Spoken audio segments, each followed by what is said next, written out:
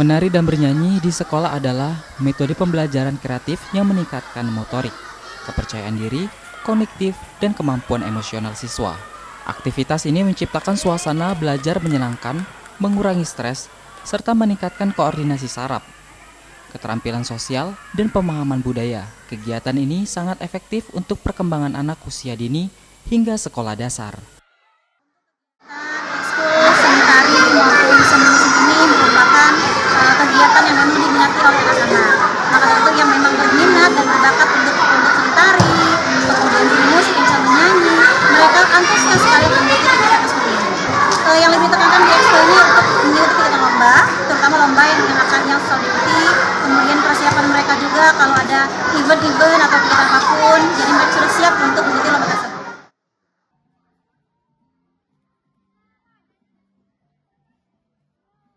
Ketika belajar bernyanyi dan menari, mereka belajar tentang nada, ritme irama, serta gerakan tari untuk mengembangkan keterampilan motorik dan keseimbangan dengan berlatih gerak tari.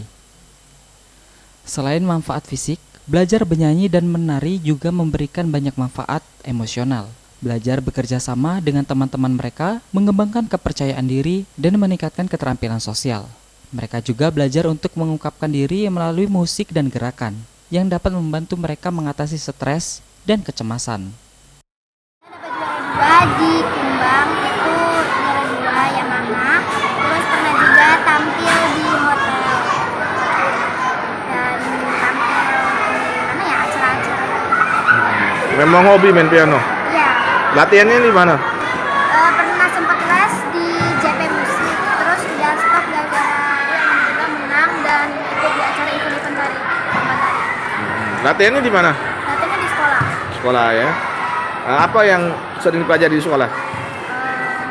Tentang gerakan tari yang lebih dalam lagi.